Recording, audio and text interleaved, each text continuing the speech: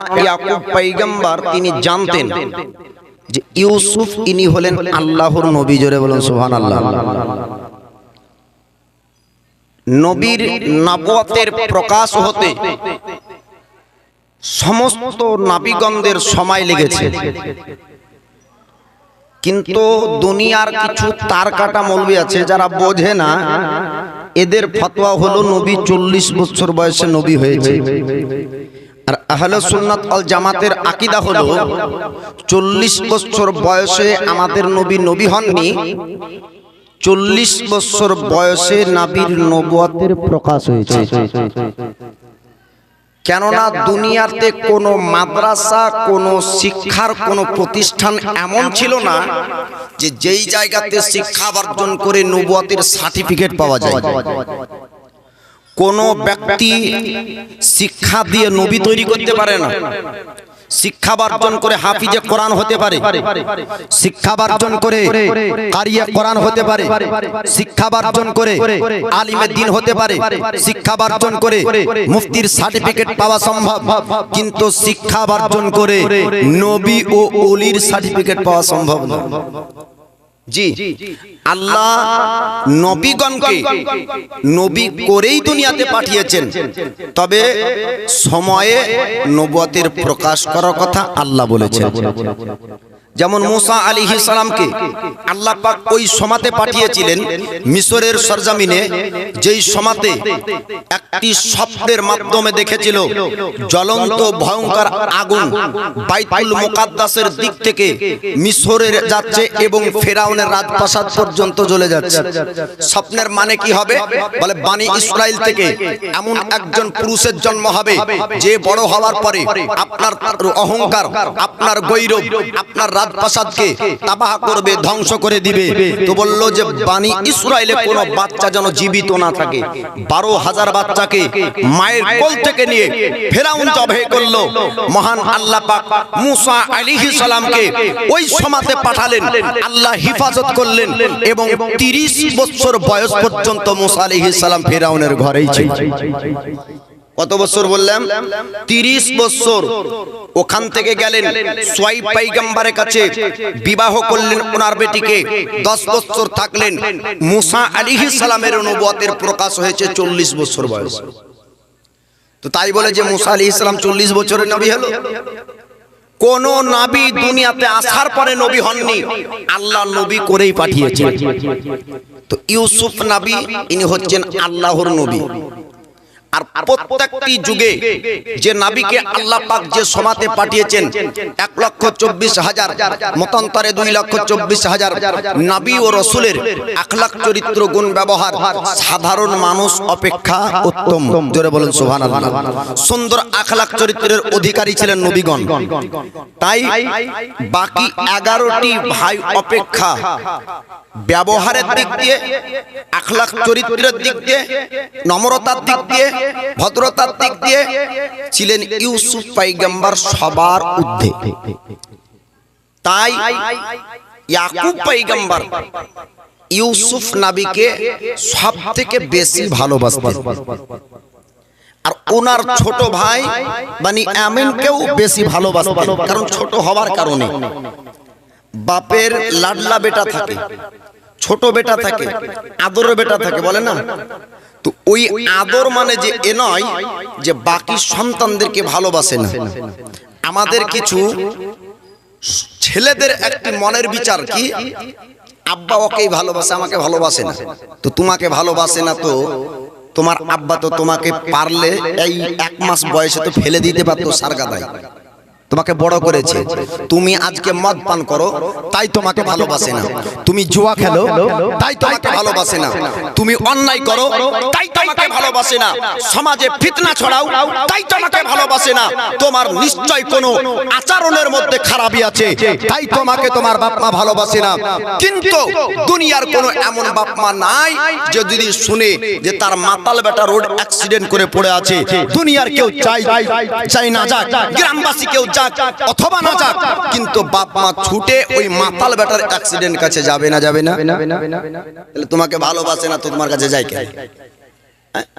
তো বুঝে নিতে হবে বাপ মার ভালোবাসা অবশ্যই সকলের জন্য অন্তরে ভিতরে লুকায়িত ভাবে থাকে, কিন্তু আখলাক চরিত্র গুণ ব্যবহার ভালো হলে প্রতিবেশী যখন তার সন্তানের প্রশংসা করে, কোন ছেলের প্রশংসা যখন গ্রামবাসী করবে তখন বাপের মুখ উজ্জ্বল হবে, তাই না? আর গ্রামের মানুষ যদি বলে তোর বেটা মদ খেয়ে মাতলামো করছিল রে, তখন ওই বাপের ওখান থেকে আসার পর মনে বলবে যে কি ঝাড় থেকে কাঁচা কঞ্চি কাটে সাটা বাড়ায়। আর যখন 2 মারলো তখন এই বেটা বললো যে তুমি আমাকে ভালোই বাসো না, তোকে ভালোবাসবে কি, তুই তো মাতাল। বাপের ভালোবাসা নিতে হলে বাপের মুখ উজ্জ্বল করতে শিখতে হবে। মহান আল্লাহ পাক ইউসুফ পয়গম্বর আলাইহিস সালামকে আপনার রাত্রি বেলায় আশ্চর্য স্বপ্ন দেখাতেন। আল্লাহর পয়গম্বর তিনি আপনার ইয়াকুব আলাইহিস সালাম বললেন, ওগো বেটা ইউসুফ শোনো শোনো, এই স্বপ্নের কথাগুলো অন্য কারো সামনে বলবে না, কেন না শয়তান মানুষের খোলাখুলি দুশমন, শয়তানি ওয়াসওয়াসা দিবে, শয়তান ধোঁকা দিবে তোমার ভাইদের মনে, আর তোমার ভাইরা তোমার উপর দুশমনি করবে। তাই তুমি তোমার ভাইদের সামনে এই স্বপ্নের কথা বলবে না, আশ্চর্যের কথা খবরদার তারা যেন না জানতে পারে। আল্লাহর পয়গম্বর ইউসুফ আলাইহিস সালাম বললেন, আব্বা জান আমার ভাইরা আমার উপর কেন দুশমনি করবে, আর আমার উপর কেন তারা রাগ করবে? আমি তো তাদের অন্যায় করিনি, আমি তো তাদের কাছে কোনো ভুল করিনি, তারপরেও কেন তারা আমার উপর রাগ করবে? আল্লাহর পয়গম্বর ইউসুফ আলাইহিস সালাম বলেছিলেন, বেটা শোনো, তোমার ভাইরা এর জন্য তোমার উপর দুশমনি করবে, কেননা শয়তান হিংসা দিবে তাদের মনে, শয়তান ওয়াসওয়াসা দিবে, ধোঁকা দিবে, শয়তান তাদের মনে তোমার প্রতি হিংসা জাগাবে। এর জন্য তোমার ভাইদের কাছ থেকে তোমরা সাবধান থাকবে। আল্লাহর পয়গম্বর আপনার ইয়াকুব আলাইহিস সালাম জানতেন যে তারা আপনার বাকি 10 জন ভাই ইউসুফ পয়গম্বরের উপর আপনার দুশমনি করে। আল্লাহর নবী ইয়াকুব আলাইহিস সালাম তিনি আপনার বেটাদের চরিত্র বুঝতে পারতেন, কিন্তু ইউসুফ আলাইহিস সালাম তিনি ভালো মনের মানুষ, তিনার মনে তো কোনো হিংসা নাই, রাগ নাই, কারণ ভালোর বিচার ভালোই হবে, তাই না? যে নিজে ভালো হবে সে অন্যকেও ভালো ধারণা করবে, আর যে নিজে খারাপ হবে অন্যকেও খারাপ ধারণা করবে, এটাই হলো মানুষের চরিত্র। তো ইউসুফ পয়গম্বর নিজে ভালো, তাই ভাইদের প্রতিও ভালো ধারণা রেখেছেন।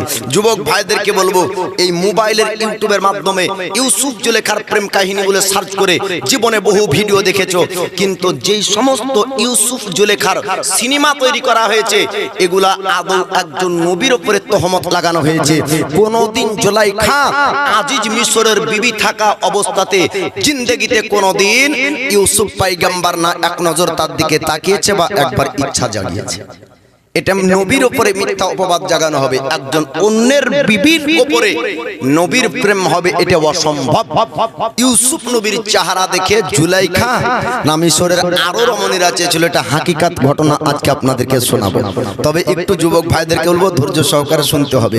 বাল্যকালটা একটু শুনেলেন, তারপরে ইউসুফ জুলেখার আসলি ঘটনাটা মুক্তাসার ভাবে শোনাবো, যেটি কোরআনে পাকের মধ্যে আল্লাহ পাক জানিয়েছেন।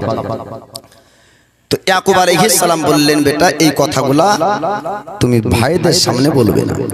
আল্লাহর পয়গম্বর ইয়াকুব আলাইহিস সালাম তিনি আপনার দেখতেন 10 জন বেটা তার দুশমনি করত ইউসুফ পয়গম্বরের উপরে। তার 10 জন বেটা আপনার একদিন বাপের কাছে আসার পরে বলেছিল, ওগো আব্বা জান আমরা সংখ্যায় 10 জন, আর আপনি ইউসুফকে এত বেশি ভালোবাসেন কারণ কি? আপনার কোন কাজ কর্মেতে আমরা 10 জন বেশি করতে পারবো, আপনার উপকারে আমরা 10 জন বেশি আসবো, তবে আপনি আমাদের 10 জন ব্যক্তিকে বেশি ভালোবাসেন না, ওদের 2 ভাইকে বেশি ভালোবাসেন। কারণ কি বলেন? কারণ দুটো মা ছিল, একজন মায়ের সন্তান হলো বনি আমিন আর আপনার ইউসুফ পয়গম্বর, আর একজন মায়ের সন্তান হলো আপনার 10 জন। ওই 10 জন ব্যক্তির মনে হিংসা ঢুকে গেল। আল্লাহর পয়গম্বর ইয়াকুব আলাইহিস সালাম বেটাদেরকে সান্ত্বনা দেয়, ওগো আমার বেটা তোমরা শোনো শোনো, তোমরা অনেকে বয়সে বড় আছো, এর কারণ থেকে ছোট তোমাদের ভাইদেরকে আমি বেশি ভালোবাসি, তবে তোমরা হিংসা করো না, আর উপর তোমরা দুশমনি করো না। আমি তোমাদেরকেও ভালোবাসি, কিন্তু তাদের মনে আপনার শয়তান ওয়াসওয়াসা দিল, শয়তান আপনার ধোঁকা দিল। তাদের মনে একটা খেয়াল জাগলো, যতক্ষণ পর্যন্ত ইউসুফ থাকবে আমরা ভালোবাসা বাপের পাবো না। বাপের পূর্ণ ভালোবাসা যদি আমরা নিতে চাই, তবে ইউসুফকে বাপের চোখের সামনে থেকে সরিয়ে দিতে হবে। এইরকম চিন্তা ভাবনা তাদের মাথায় আপনার যখন আসলো, শয়তানি ধোঁকা, শয়তানি ওয়াসওয়াসাতে তাদের মনটা আপনার শয়তান খারাপ করলো। তাই 10 জন ভাই আলোচনা করলো, কেনানের গভীর জঙ্গলে নিয়ে যাব আর ইউসুফকে আমরা নিখোঁজ করে দিব, কোনদিন যেন আব্বার চোখের সামনে না আসতে পারে। আব্বা যখন ইউসুফকে পাবে না, তখন আমাদেরকেই আব্বা ভালোবাসবে। এর জন্য 10 জন ভাই আল্লাহর পয়গম্বর ইয়াকুব আলাইহিস সালামের কাছে গেল। যাবার পরে আপনার বলল, আব্বা জান আজকে আমরা কেনানের জঙ্গল ভ্রমণ করব, আমরা কেনানের জঙ্গলে যাব, ঘোড়ার দৌড় কম্পিটিশন হবে, সুন্দর সুন্দর ফল রয়েছে কেনানের জঙ্গলে, আমরা ইউসুফকে ওই সুন্দর কেনানের জঙ্গলের ফল খাওয়াবো। আব্বা জান আমাদের সঙ্গে যাবার একটু অনুমতি দেন, আমাদের সঙ্গে যাবার ইজাজত একটু দেন। আল্লাহর পয়গম্বর ইয়াকুব আলাইহিস সালাম বলেছিলেন, বেটা তোমরা শোনো, আমি রাত্রিবেলায় ভয়ঙ্কর স্বপ্ন দেখেছি, যে রাত্রিবেলায় স্বপ্ন দেখি ইউসুফকে ভেড়িয়া হিংস্র জানোয়াররা হামলা করেছে। যদি আজকে কেনানের জঙ্গলে আমার বেটা ইউসুফকে পাঠিয়ে দিই, যদি ভেড়িয়ারা হামলা করে, তার জন্য আমি ইউসুফকে পাঠাবো না। 10 জন ভাই বলল, আব্বা জান আমরা জওয়ান 10 জন থাকতে কোন ভেড়িয়া আমাদের ছোট ভাইয়ের উপর হামলা করতে পারে। আপনি চিন্তা করবেন না, আপনি টেনশন করবেন না, আমরা যতক্ষণ পর্যন্ত থাকবো আমাদের ভাই ইউসুফের উপর ভেড়িয়া আক্রমণ করতে পারবে না। ওই সময়তে আল্লাহর পয়গম্বর ইয়াকুব আলাইহিস সালামের মনে একটা খেয়াল জাগলো, যদি এদের কোনো পরিকল্পনা থাকে, এদের মনে যদি কোনো শয়তানি ওয়াসওয়াসা ধোঁকা দেওয়া থাকে, হয়তো এরা আমার বেটার ক্ষতি করতে পারে। তার জন্য আল্লাহর পয়গম্বর ইয়াকুব আলাইহিস সালাম বললেন, না না আমি কোন রকম আমার বেটা ইউসুফকে যেতে দেব না। 10 জন ভাই এবার আলাদা একটা জায়গায় গেল, আলোচনায় তারা বসে গেল, তারা এক অপরের মধ্যে আলোচনা করে। তখন আপনার একজন ভাই বলল, ভাই শুনুন, আপনি যদি ইউসুফকে রাজি করতে পারেন, তবে ইউসুফ যদি বলে নিজ ইচ্ছাতে যাবে কেনানের জঙ্গলে, আমাদের আব্বা তাহলে বারণ করবে না। তাই ইউসুফের কাছে চলেন। ইউসুফের মনে তো আপনার কোনো খারাপ উদ্দেশ্য নাই। যখন 10 জন ভাই যাবার পরে বলল, ও ভাই ইউসুফ আজকে আমরা 10 জন যাব কেনানের জঙ্গলে, তো ঘোড়ার দৌড় কম্পিটিশন হবে, ওই জায়গায় তোমাকে দেখাবো। আর কেনানের জঙ্গলে সুন্দর সুন্দর নতুন ফল আছে, তোমাকে পেড়ে আমরা ফলগুলা দিব, বলো তুমি যাবে কিনা? আল্লাহর পয়গম্বর ইউসুফ বললেন, ভাই 10 জন মিলে আমায় নিয়ে যাবেন ঘোড়ার কম্পিটিশন দৌড় প্রতিযোগিতা দেখাতে, তবে আমি কেন যাব না? আবার সুন্দর ফল আমাকে দিবেন, আপনাদের সঙ্গে অবশ্যই কেনানের জঙ্গল ভ্রমণ করতে যাব। আল্লাহর নবী ইউসুফ পয়গম্বর তিনি আপনার কাছে গেলেন। এবার 10 জন ভাই পিছনে দাঁড়িয়ে আছে। ইউসুফ পয়গম্বর বললেন, আব্বা জান আপনি কোনো চিন্তা করবেন না, আমার 10 জন ভাই স্বেচ্ছায় আমাকে নিয়ে যেতে চাই। ইউসুফ স্বেচ্ছায় যাব, কেননা তারা আমার দেখভাল করবে।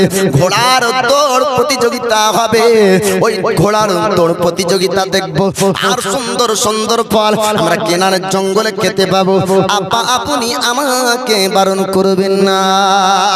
আল্লাহ নবী ইয়াকুব পয়গম্বর আলাইহিস সালাম বললেন, বেটা ইউসুফ যদি তোমার ইচ্ছা মন জাগে, তোমার যদি যেতে ইচ্ছা জাগে, তবে তুমি যেতে পারো, বারণ করব না। আল্লাহর পয়গম্বর ইয়াকুব আলাইহিস সালাম যখন আপনার বললেন, এবার 10 জন ভাই তাদের মনে আনন্দ হলো, এবার সুযোগ পেয়েছি, আর মনে হয় ইউসুফ বাপের কাছে আসতে পারবে না, এবার আপনার ভালোবাসা আমরা পূর্ণ পেয়ে যাব। এই জন্য 10 জন ভাই আনন্দ সহকারে ইউসুফ পয়গম্বরকে ঘোড়ার উপর আপনার চাবার কেনানের গভীর জঙ্গলের দিকে রওনা হয়। আর কেনানের গভীর জঙ্গলের দিকে আপনার যেতে যেতে যেমনই আপনার বাপের চোখের আড়াল হয়েছে, তখনই সঙ্গে সঙ্গে ঘোড়ার পিঠ থেকে ইউসুফ পয়গম্বরকে ফেলে দিল। আল্লাহর নবী ইয়াকুব পয়গম্বর তিনি যতক্ষণ পর্যন্ত চোখের আড়াল না হলেন বেটা ততক্ষণ রাস্তায় দাঁড়িয়ে দাঁড়িয়ে দেখার চিন্তা করে মহান আল্লাহর কাছে দোয়া করে আল্লাহ আমার বেটার হেফাজত করো আল্লাহ তোমার ভরসায় আল্লাহ তোমার প্রতি বিশ্বাস করে আমি কেনানের জঙ্গলে আমার বেটা ইউসুফকে পাঠালাম জোরে বলুন সুবহানাল্লাহ। এখনো দেখবেন আমাদের ঘরের বাপ মাকে যখন বেটা কেরালায় যায় গুজরাট যায় মুম্বাই হায়দ্রাবাদ কোন জায়গায় কাজে যায় তো সেই সময়তে দেখবেন যতক্ষণ পর্যন্ত চোখের আড়াল না হয় ততক্ষণ পর্যন্ত রাস্তায় দাঁড়িয়ে থাকে না। আমরা যখন বাইরে পড়তে যেতাম তো আমরা দেখতাম যে আমাদের মারা গলিতে এসে দাঁড়িয়ে থাকে যতক্ষণ পর্যন্ত চোখের আড়াল না হতো। এটা হলো বাপ মার মহাব্বত। আর বিবির মহাব্বত আবার আলাদা মহাব্বত। যতক্ষণ পর্যন্ত কেরালা না পৌঁছাবে ততক্ষণ পর্যন্ত হোয়াটসঅ্যাপে চলবে মনে আছে তো এর আগে যেটা যেটা বলেছিলে সেটাই লাগবে ছুটে যায় জানো না তোমার আবার মন ভোলা কিছু মনে থাকে না যতক্ষণ কেরালায় না যাবে আর এই চিন্তায় পড়ে যাবে হাই রে আল্লাহ ট্রেনে এখনো 17 ঘন্টা টাইম আছে পৌঁছাতেই পারলাম না লিস্ট শুরু হয়ে গেল। আর মাকে যতবার ফোন করবেন হ্যালো তো মা বলবে যে কি বেটা খেয়েছো শরীর কেমন আছে ঠিক না আর বিবির লিস্ট খালি। তো ইয়াকুব পয়গম্বর তাকাচ্ছেন যতক্ষণ পর্যন্ত রাস্তাতে ইউসুফ পয়গম্বর যাচ্ছে কেনানের জঙ্গলে যখনই প্রবেশ করেছে ঘোড়ার পিঠ থেকে ফেলে দেওয়া হলো। আল্লাহর পয়গম্বর ইউসুফ আলাইহিস সালাম তিনি আপনার ডাক দিয়ে বললেন ভাইজান আপনারতে এমন কথা বলেননি আপনার কেনানের জঙ্গলে ঘোড়ার দৌড় কম্পিটিশন দেখাবেন কেনানের জঙ্গলে সুন্দর সুন্দর ফল আমাদেরকে খাওয়াবেন। ও ভাইজান আপনারা একটু বলুন এইরকম কেন আচরণ করেন এইরকম কেন ব্যবহার করেন বলেন। তখন তারা 10 জন ভাই বলল ইউসুফ আমরা তোমাকে কেনানের জঙ্গল পর্যন্ত এনেছি সুন্দর ফল খাওয়ানোর জন্য না ঘোড়ার দৌড় প্রতিযোগিতা দেখানোর জন্য না আপনার ভালোবাসা আমরা 10 জন ভয় পাই না এর জন্য আজ তোমাকে আব্বার চোখের আড়াল করব তাই তোমাকে এনেছি আমরা কেনানের জঙ্গলে। ইউসুফ পয়গম্বরকে এবার ভাইয়ের আপনার আঘাত করতে লাগলো মারতে যখন লাগলো ইউসুফ পয়গম্বর কেঁদে কেঁদে বলেছিলেন ওগো ভাই তোমরা একটু দাঁড়িয়ে যাও খবরদার নিজের ভাইকে কতল করে তোমরা কাতিল হয়ো না। তোমাদের দিদি তামান্না মনের উদ্দেশ্য পূর্ণ করব তোমরা চাও যে বাপের ভালোবাসা পূর্ণ নিতে কোনোদিন আব্বার চোখের সামনে যাব না তবে আমাকে মেরে তোমরা ভাইয়ের কাতিল হয়ো না। কিয়ামতের দিন মহান আল্লাহ পাক সমস্ত ব্যক্তিকে আবার জিন্দা করে তুলবে সেই দিন তোমরা ভাইয়ের কাতিল হয়ে তোমরা উঠবে এটা আমি সহ্য করতে পারবো না। তাই তোমরা যদি চাও আমি কোনোদিন আব্বার চোখের সামনে যাব না তবে আমাকে তোমরা ছেড়ে দাও আমাকে তোমরা মারবে না। 10 জন ভাই বলল যদি জীবিত থাকে জিন্দা থাকে কোনো না কোনো সময় হয়তো আবার আব্বার কাছে চলে যাবে তাই না ইউসুফ যেন জিন্দা না থাকতে পারে। তখন বড় ভাই বলল এমন করে মারা যাবে না ইউসুফকে আমাদের মধ্যে আলোচনা হয়েছে ইউসুফকে কেবলমাত্র আমরা নিখোঁজ করব ইউসুফকে কেউ আঘাত করবে না ইউসুফকে কেউ মারবে না এমন করে আমাদের আলোচনা হয়েছিল তাই আমরা যেন ইউসুফকে আমরা কেউ মারবো না। ইহুদা বড় ভাই বলল রুবেল রে একটু দাঁড়িয়ে যা ইউসুফের উপর আর আঘাত করা যাবে না কেনারের জঙ্গলের গভীর জায়গা আমরা নিয়ে যাব এমন একটা জায়গায় তাকে হারিয়ে দিব যেন কোনোদিন আব্বার কাছে আসতে না পারি। আবার ইউসুফ নবীকে আপনার তুল্য জমিন থেকে তোলার পরে কেনানের জঙ্গলের গভীর জায়গাটা আপনার নিয়ে গেল নিয়ে যাবার পর একজন ভাই বলল কোন জায়গাতে নিখোঁজ করবেন 10 জনের মধ্যে আলোচনা হতে হতে বলল এমন একটা ইনারা কুয়া দেখা যায় এই ইনারাতে যদি আমরা ফেলে দিই তবে ইউসুফ আর কোনোদিন উঠতে পারবে না। এবার কেনানের জঙ্গলের ওই গভীর জায়গাতে যাবার পরে ইনারা কুয়ার নিকটে নিয়ে গেল নিয়ে যাবার পরে বলছে ইউসুফকে এবার নিয়ে দাও। আরেকজন ভাই বলল দাঁড়িয়ে যাও ইউসুফকে যদি আমরা ইনারায় ফেলি তবে আব্বার কাছে গিয়ে প্রমাণ দিতে হবে তাই প্রমাণ দেওয়ার জন্য আমরা এর শরীরের জামাগুলা খুলে নিব হরিণ জবাই করে রক্ত মাখিয়ে আমাদের আব্বা আব্বাকে প্রমাণ আমরা দিব। ভেড়ভেড়িয়া হিংস্র জানোয়ার বাঘ ভাল্লুকেরা আমাদের ভাই ইউসুফকে খেয়ে নিয়ে হয়তো বিশ্বাস করবে, আমাদের আব্বা এটাই বিশ্বাস করবে, তাই জামাগুলা খুলে আল্লাহর পয়গম্বর ইউসুফ আলাইহিস সালাম তিনি বলছেন, ভাই কোনদিন আমি শরীরের জামা এরকম খুলিনি, তাই আমার শরীর থেকে কোনো জামা কোনো লেবাস যেন তোমরা খুলো না, তোমরা যা চাইবে আমি তাই করব, কোনোদিন যাব না তোমাদের সামনে, ওয়াদা করছি। তারপরে বলছে কি না, যেহেতু আব্বাকে প্রমাণ দিতে হবে যে ইউসুফ কোথায়, তাহলে কি প্রমাণ দিব, তাই জামাগুলা খোলো যেন এই রক্ত মাখিয়ে আমরা প্রমাণ দিতে পারি যে এই ভাইকে খেয়ে নিয়েছে।